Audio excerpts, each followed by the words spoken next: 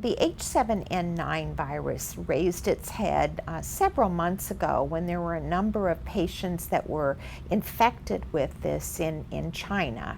And since that time, there has been a decline in the cases of the H7N9, but there's also been tremendous surveillance of these markets and in China, people that get illnesses, and I think it's fair to say the amount of looking for viruses and looking for new strains has never been greater.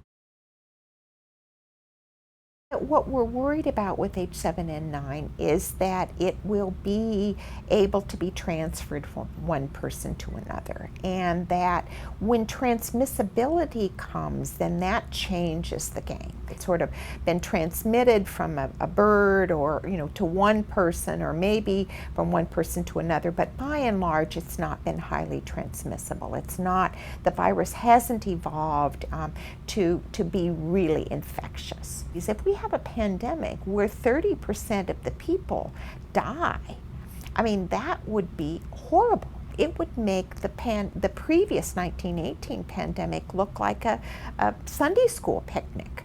I mean, because of the severity of the disease and the mortality. So that's what we're trying to combat. So the stakes are high.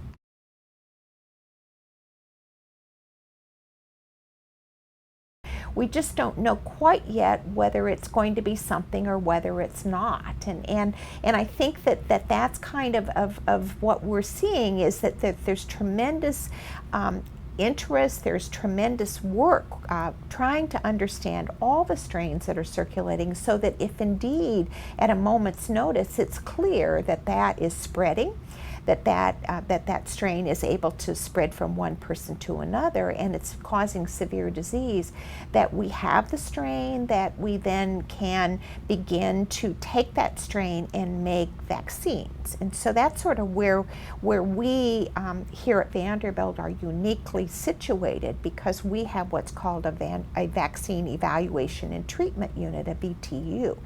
And what we are often asked to do during a pandemic or before a pandemic, like we did with the H1N1, is to evaluate the vaccine prior to it being given to large numbers of people.